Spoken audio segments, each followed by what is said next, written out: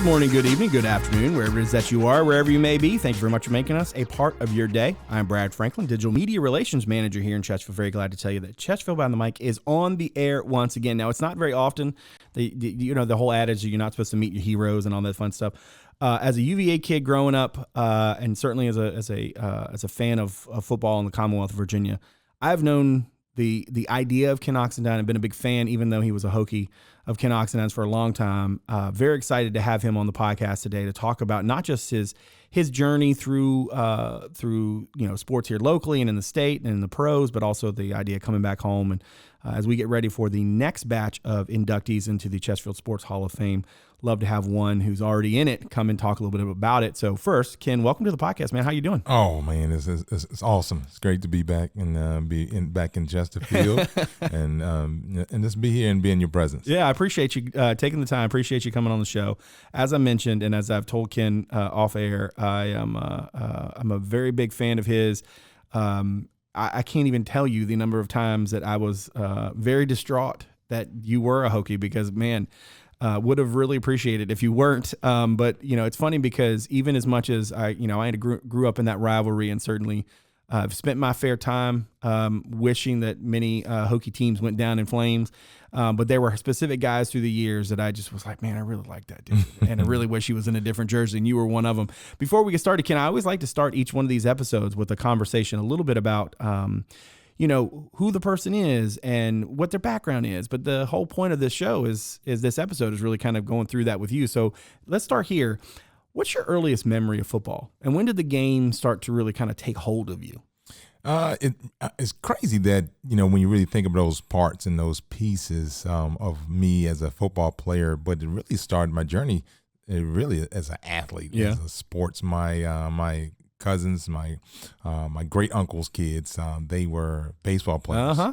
And so baseball is really, one of the things that really struck my fancy early. And then watch my brother play. My older cousin, Quincy Waller, played it as well. Yeah. And those individuals really that sport struck a chord with me. But we were athletes, and so back then you were seasonal athletes. That's right. Yeah. So really, the first time I remember playing football, I went to one of my brother's practices. He at the time Chester Bengals. Okay. And they were like, "You will play this year?" And I was like, "Yeah, I will play this year. I will play." And then they said, "You can't play. You're not old enough." So I was like, I was crushed. Yeah. And so, it just went on, but that was probably my first memory. It was a building that they had over at what was Chester Middle. They had some type of warehouse building. Okay. I remember that's where they had all the equipment at. Right. And so, and just wanting to play, and then finding out that I couldn't because I wasn't old enough. Yeah. Do you think that on some level that early memory of wanting to play and not being able to, that it drove you once you had the opportunity? Because I can imagine as a kid, like you said, imagine going to an amusement park and you're not tall enough to ride this ride, kid. I can imagine that was rough. What was it like once you finally got to play, and what was it? How long did it take before you realized, maybe I'm pretty good at this thing? Well, it took a while, really, honestly. I just enjoyed it. I was around, I was fast. I was, and people, and it was hard to stop me in spaces, but right. I was what was called a striper back then. Okay. So I couldn't run the ball. And then but it always drove me crazy because I was faster than everybody on the team. Right. And they wouldn't put me at linebacker or places like that but I was still putting in work. And really my 8th grade year is when I realized how good that I was. The Heaveners were my coaches at the time. And, the great thing back then is that, and the great thing with sports is it's always humbling. Sports is one of those things that teaches you so many lessons, and it's one of those things where you just love it because it's one of those things that every day you get to be around people that you like doing things that you're able to do. Yeah, and a familiarity of it, right. Yeah, because of the fact that everybody else is doing it with you, and then you get to run into people. Yeah, so, which is as a kid is obviously a lot of fun. Yes. When you along those same lines, when you look back at your high school career, and you mentioned the 8th grade, that's when it started to kind of at least in your mind started to form a little bit. What stands out to you the most, maybe even to this day? What sticks with you from your high school days at Dale? Really, just the camaraderie of our community at that time, and how well, we were doing well. Coach Williams, he had my, really, I think my 7th, 8th grade year was when he had started coaching another inductee with me last year. And God bless his soul. But, those things where you saw, the community start to really come together. We had the Enon area, Harrogate, Wells were the main group of kids that really was a cluster that came in. Just the work that we put in at that time, and then just me understanding what, and it was crazy. I was beyond my time, I think, and I guess it had a lot to do with the people that I saw, my relatives and those who, they were masons, they were bricklayers. Yeah. So the work that they put in every day, and then watching my brother, the type of work that he put in to be the athlete that he was, it really, and being able to form that into something that allowed the others to be able to really cultivate it. And, and understand those pieces. And Coach Williams and his staff at that time, really understood, what it took, and how to really, put together a team and then get people and put them in the right places. Yeah. It sounds like even from a young age, then legacy and the idea of that grind, of the hard work piece of it, it had already kind of, formed in you. You sort of, to your point about you saw, you saw people putting in work, and you understood what it meant going into it, because, when you look back on your career, it's hard to, for me, especially from somebody on the outside looking in, to differentiate between not just how talented you were, but the work that came with that. Right. It was, I think it's fair to say there are some athletes at varying levels, right, who are just, the Lord has given them a talent, right, and they go out and they play. But then there are those who take that talent and then invest in it in a different way. And I feel like you couldn't watch you running the ball. You couldn't watch you on a field and not know that there was a lot more there than just raw talent, right? Yeah. As you went on through sort of the latter part of your high school career, what sticks with you from those experiences? You mentioned the camaraderie. Are there specific games? Are there specific moments? Because I think for a lot of athletes, really, it's not so much the plays, it's the experiences, really. And I think for those of us who don't have that, we always think like, oh man, it's going to be when this play happened and, you did this and you went around the edge and then, scored.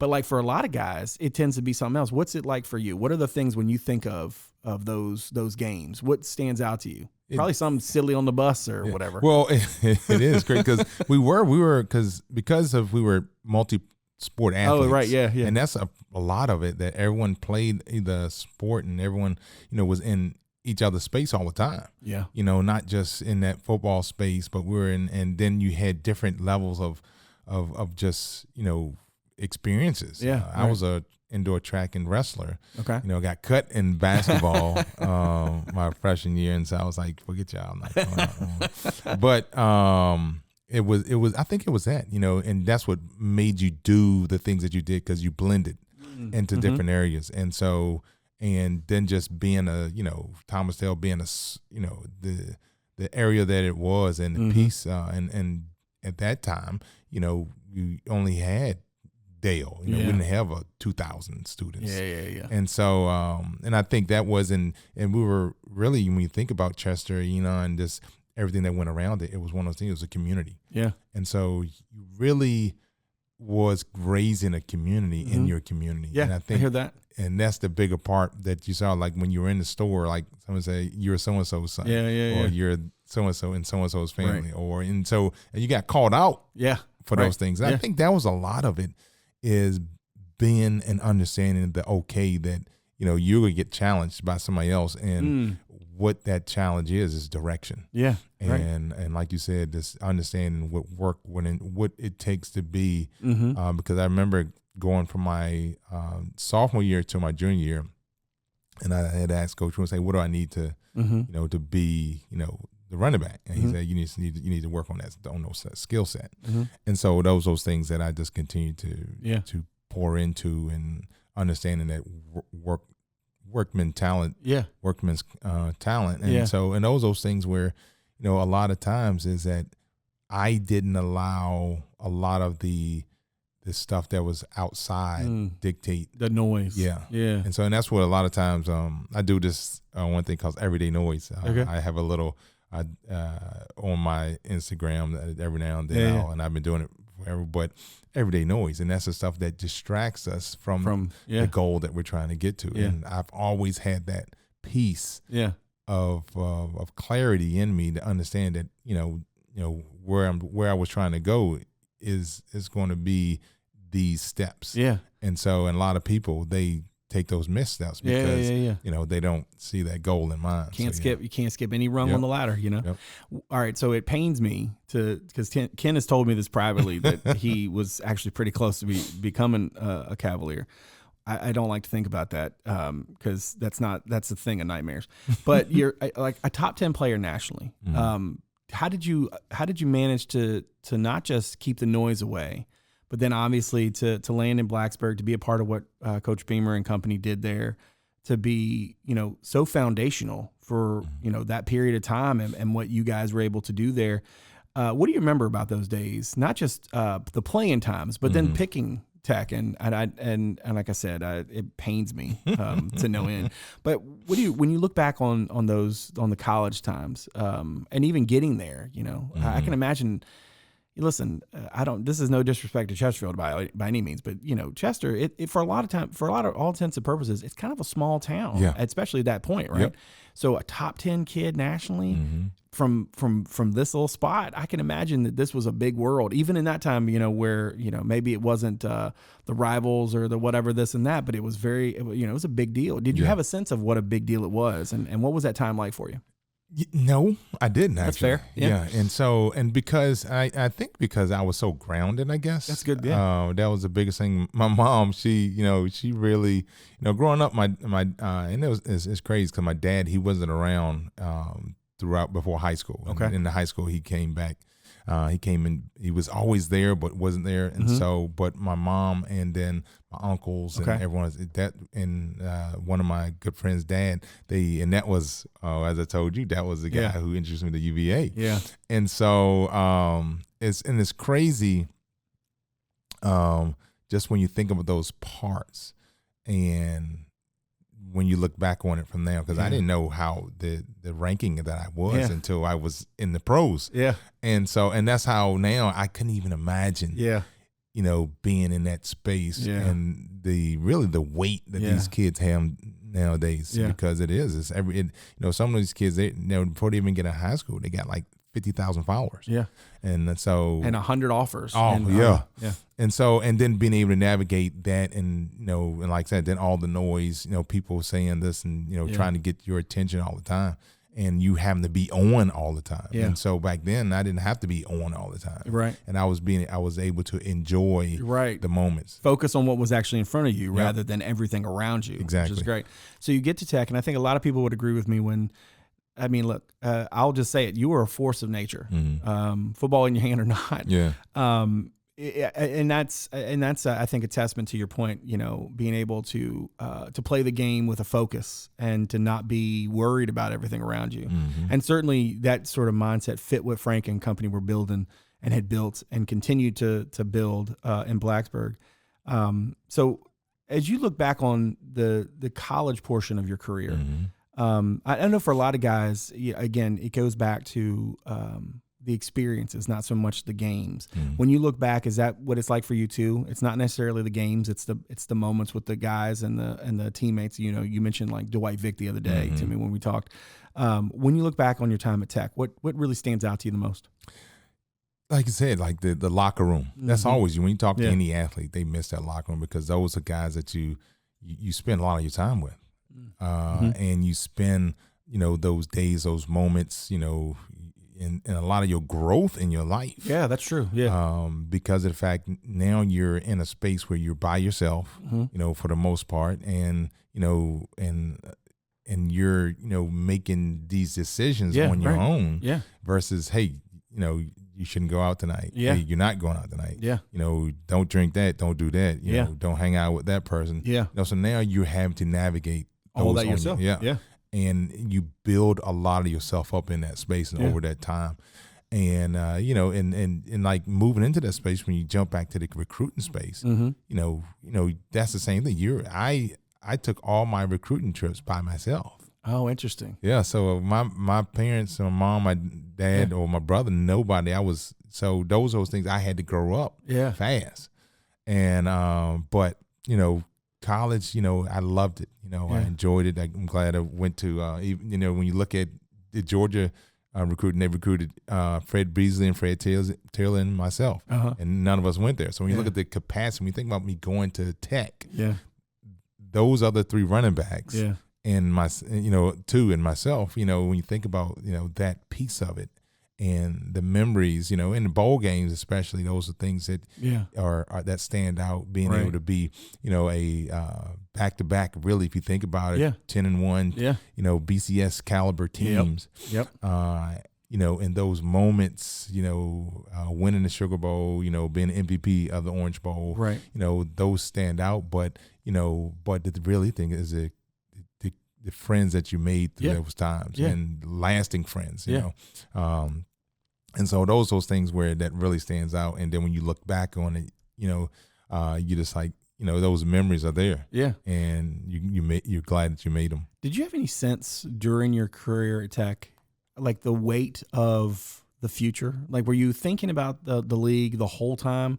Was there a specific time where you started to think like maybe this thing could be for you? How do you recall that? Because I can imagine as a college athlete, you're so focused on what's right in front of you that, and you can't not focus, right? You can't not see where you want to go. Mm-hmm. But so much is like, you're so busy. There's so much on your plate. Yeah. Did you feel the weight of the future on you during that period of time? Not really, because like as much as I grew up on the welfare system, right? And so, but we had family, so I never knew that we were poor. Yeah, I got you. Until I left. So those waiting, everyone was where they needed to be at the time. Mm-hmm. But another Chesterfield graduate, Ken Brown, mm-hmm. He ended up he got drafted, or he went to Denver, came back, he said, Ox, you can play on that level. Mm-hmm. And that was my going into my sophomore year. Okay. And when I really realized that, there's something else after this. Right, yeah. And so, and those things, you do, like you say, you look at the future, because at the end of every year, you have those guys, you have those teams coming in, trying out, doing those things, right. And and then you'll have guys that's in the pro ranks that come back and hang out, or you'll see them. But at that time, Virginia Tech, no one left early. Yeah, right. You stayed the tenure. Yeah, and so because you redshirted as a freshman too, right? Mm-mm, you were played right away. Okay, mm-hmm. so you got thrown into the fire. But again, that's the same idea: is that you're there the whole time. Mm-hmm. There's no like, maybe I'll skip my senior year. Yeah. You're going to be there. Yeah. When you finally get the chance to go to the league, what was the run up to that like, to the draft and all that process? What do you remember from that? Oh man, it was thinking that should have came up my junior year. Because going into my senior year, like I anticipated us, because Ricky Hall was coming from junior college. Every time we've been on teams, we've been very successful. Right. Andre Davis was he was coming in as a freshman. Our offensive line was solid. We had three, Dwight Vick, Derek Smith, Todd Washington, and Gennaro DiNapoli. We just need to replace our center. Yeah. And so, which is an important position for those who, Yep. And so we ended up shuffling, moving some stuff, bringing Brad Baylor over to the offensive side, some other guys. And then Ricky was redshirted, and Andre was redshirted. And we had Michael Stewie, who played, but he was a guy who was a walk-on, and he ended up earning a scholarship. Ken Handy, Gildersleeve, and couple other guys that that ended up, they were okay. They did well, but they weren't a Brian Steele. Yeah. They weren't, Right. you know, those pro type guys. Yeah. And the one, Sean Scales, the one guy, he broke his ankle, Yeah. you know, in the fourth game. So it went to, you know, really packing the box and running the ball. Yeah. So even though I did well, you know, it looked very different. Right. Yeah. And those are those things that, you know, I just, it's crazy when you look back at the news articles and how they say, well, Ox isn't the same guy that he used to. Well, the landscape changed. Yeah, that's right. And so, you know, you don't have all the pieces that could make a whole team. And so, and we were rebuilding. Realistically, you look at that team, you know, it really in some ways, you know, you can make an argument, you know, because you're right. I mean, a lot of those, and this happens a lot, right? Where teams are, you know, you're rebuilding, but you end up doing better than you should have done. Yes. In some ways, you know, because you're sort of overachieving a little bit, but that's a testament to, you know, talented guys and good coaches and such, right? Exactly. And what's so crazy is that freshman group and redshirt freshman group guys was the eventual national championship team.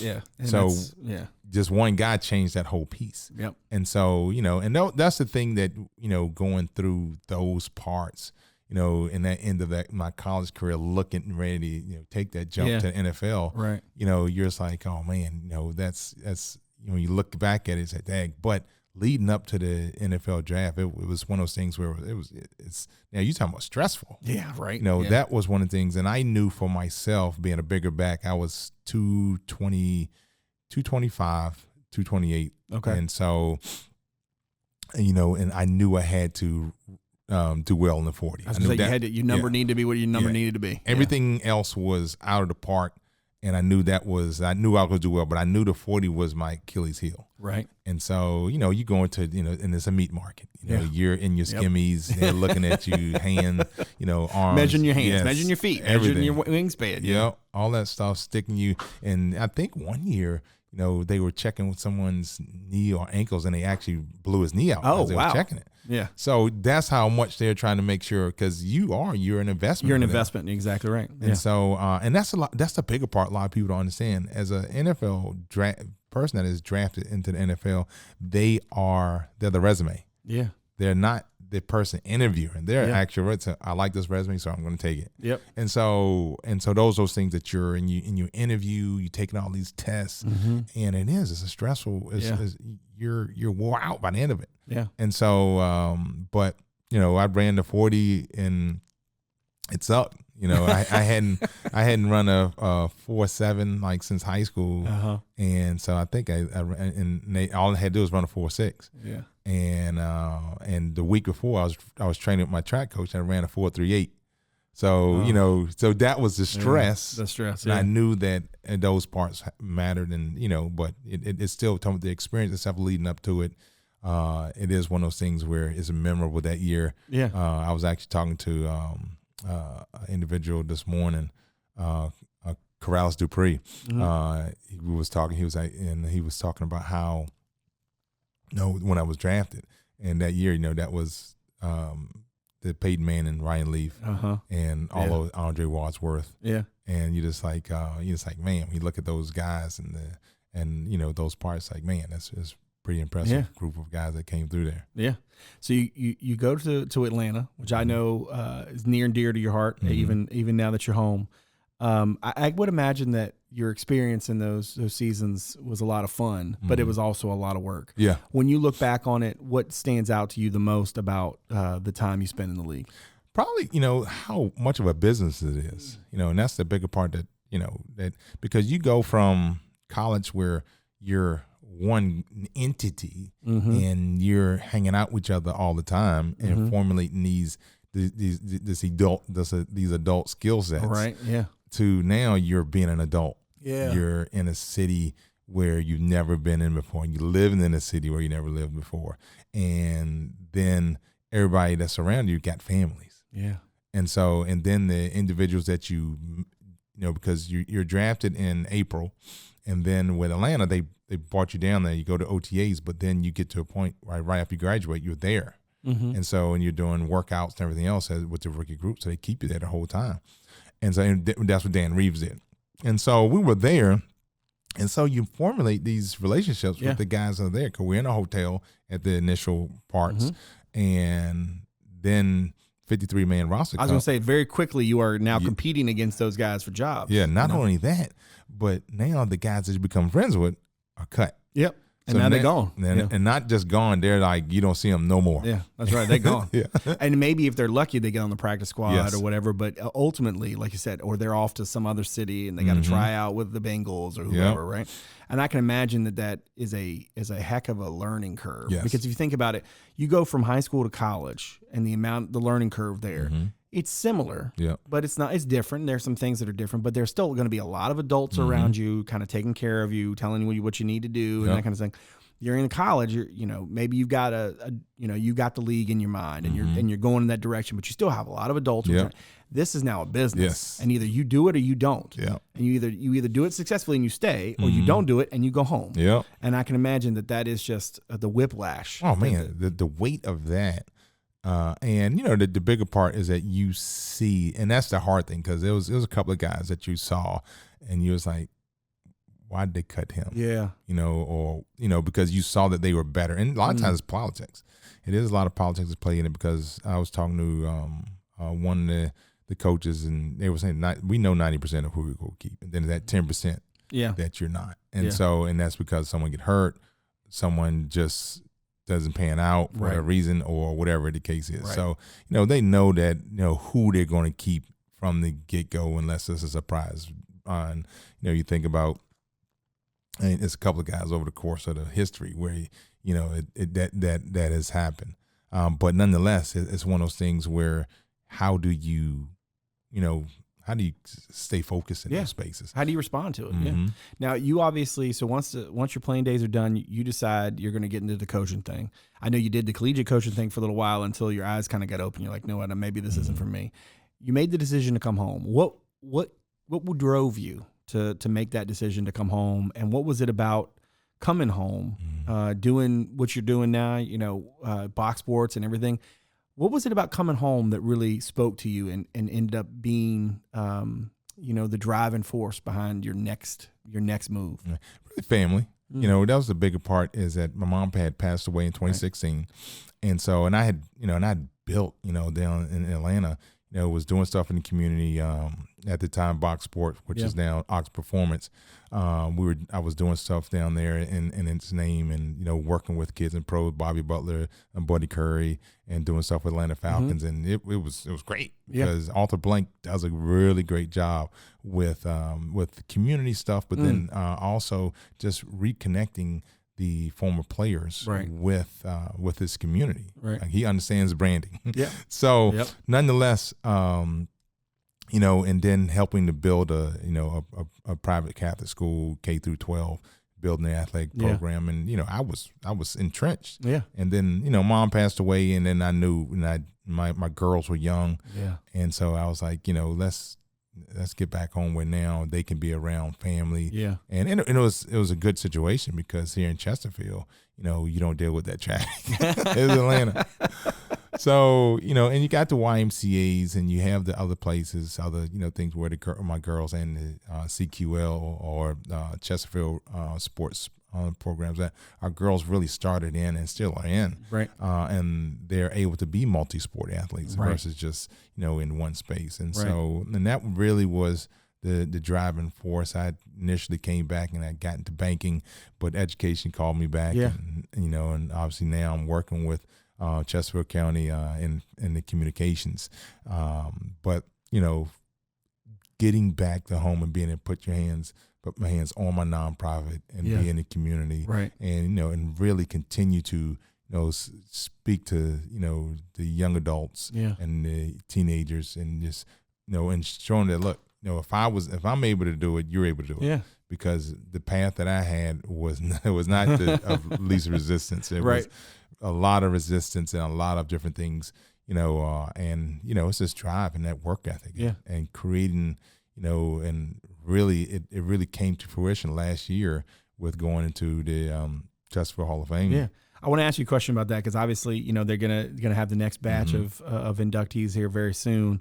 What did that mean to you? What was it like when you got that call? hey, we're starting this up, and you're one of the ones that go in. What did that mean to you? It was, that I've done the things necessary to be recognized. Yeah. And I've done well by it. Yeah.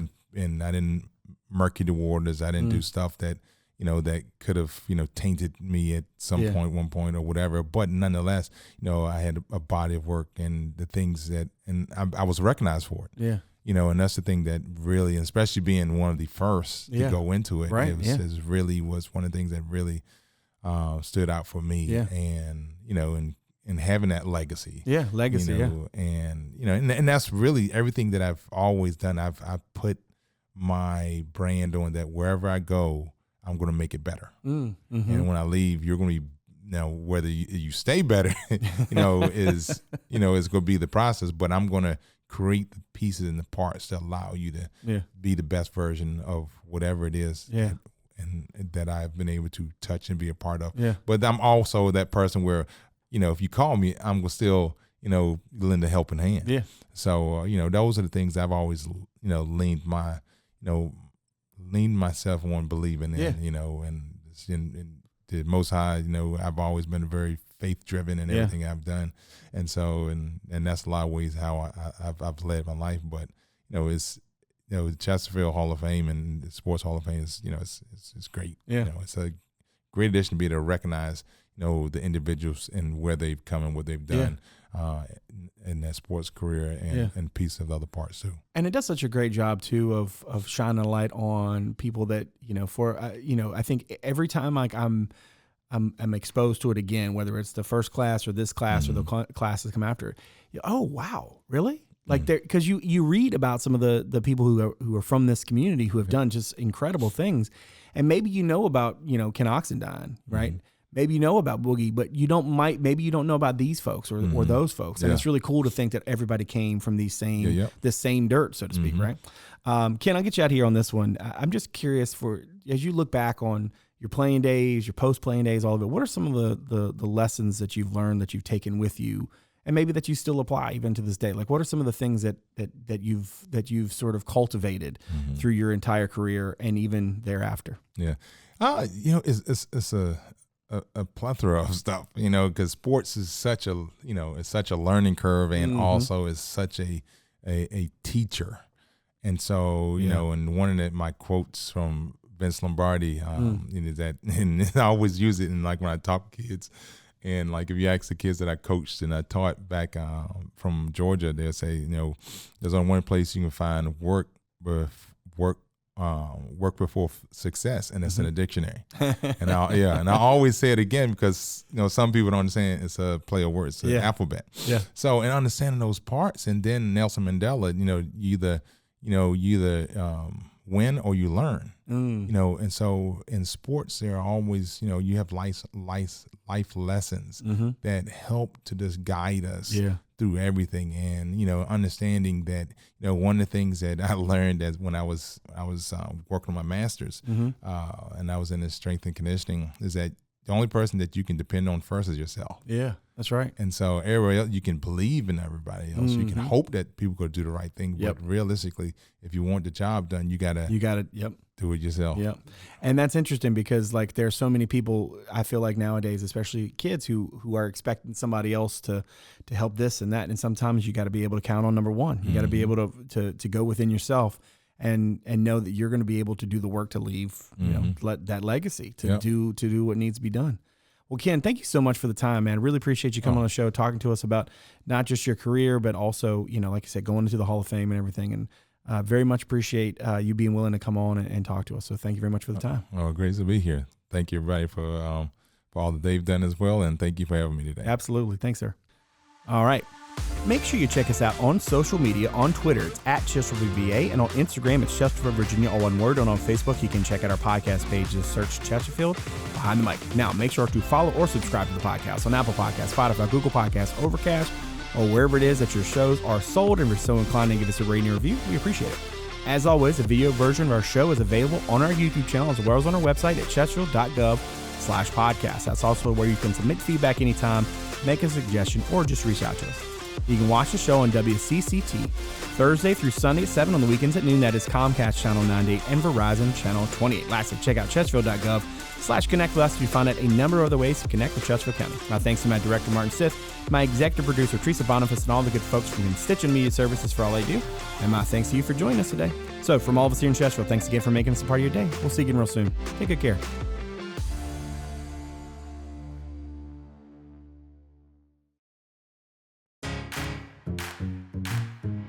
From blogs to podcasts. And I'm very glad to tell you that Chesterfield Behind the Mic is on the air once again. Weekly video segments and newsletters. Social media, the latest community news. And this is your Chesterfield News Minute for September 19th. How to get in touch, and everything in between. If you want to know about Chesterfield County, our Connect With Us webpage has you covered. Chesterfield.gov/connect with us. Connect with us, your source for all things Chesterfield.